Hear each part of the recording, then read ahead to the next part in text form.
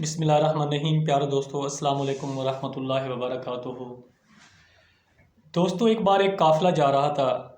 पहले दौर में ये इल्म के लिए, तालीम के लिए काफ़िले की सूरत में दूर दराज महीनों सफ़र करके तालीम हासिल करने के लिए लोग जाते थे। तो इसी सिलसिले में एक काफ़िला जा रहा था जिसमें कुछ बूढ़े थे, जवान थे, बच्चे थे, औरतें थी और इसमें एक बिल्कुल यंग सा बच्चा भी था, छोटी उम्र का बच्चा भी था जिसकी उम्र तकरीबन कोई 7 से 10 साल थी। तो वो काफ़िला अपने सफ़र पे रवाना हुआ था। चलता चलता वो काफ़िला किसी जंगल से उनका गुज़र होता है। दोस्तों, जब वो काफ़िला उस जंगल से गुज़र रहा था तो आगे से डाकू आ गए और वो डाकू काफ़िले को, जो काफ़िला था, उसे साजो सामान छीनने लगे, उसको उस डकैती डालने लगे, उनको लूटने लगे। सबको लूट रहे थे, लाइनों में खड़ा कर दिया, एक एक की तलाशी ले रहे थे, जो भी उनके पास सामान था, नकदी था, सब लूट रहे थे। तो मेरे दोस्त सामान लूटते गए, डाकू लूटते गए। आगे एक बच्चा आ गया, उस बच्चे की तलाशी लेगी तो बच्चे के पास कुछ भी न था।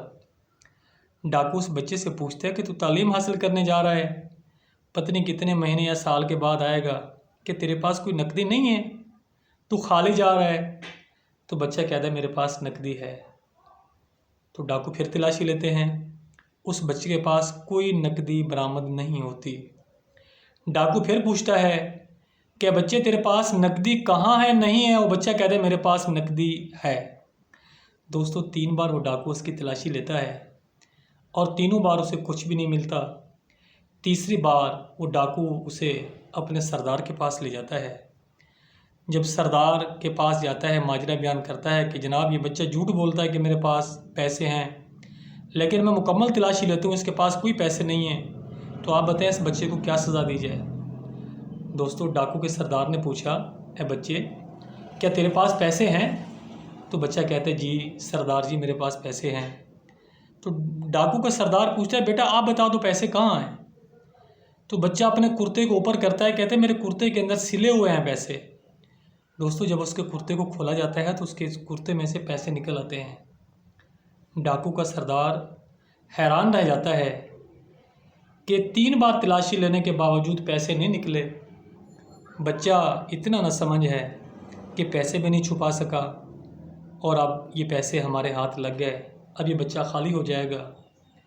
तो डाकू उस बच्चे से पूछता है, डाकू का सरदार उस बच्चे से पूछता है कि छोटे बच्चे, तूने ये पैसे छुपाए क्यों नहीं? ये पैसे हमारे हवाले क्यों कर दिए, जबकि इन पैसों का हमें पता नहीं था, हमें मालूम नहीं था कि आपके पास पैसे हैं। अगर आप बचने के लिए थोड़ा सा झूठ बोल लेते तो आपके पैसे बच जाते।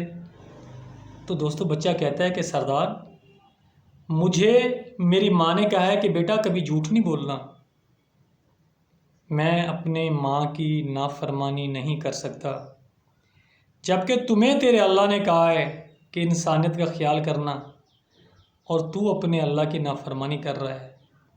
मैं अपनी माँ की नाफरमानी नहीं करता, बेशक मेरे पैसे लूटने हैं, लूट जाओ, मैं अपनी माँ के हुक्म पर पाबंद हूँ, आप मेरे पैसे ले जाओ। दोस्तों, ये अल्फाज कहने थे, डाकू के सरदार की आंखों में आंसू आ गए कि एक मासूम सा बच्चा अपनी माँ की नाफरमानी नहीं कर रहा।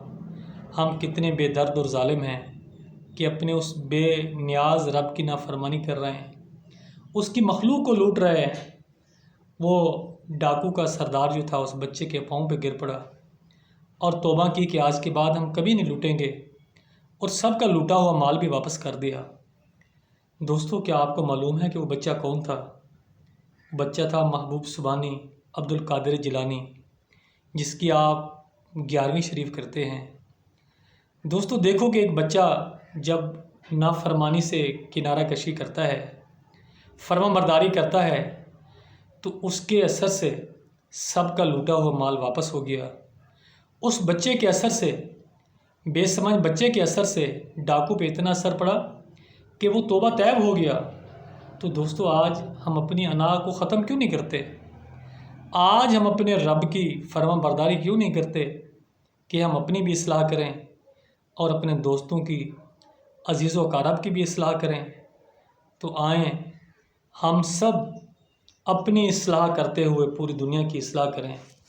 दोस्तों, अगर हर शख्स अपनी इस्लाह कर ले तो मुझे यकीन है कि इंशाअल्लाह पूरी दुनिया की इस्लाह हो जाएगी।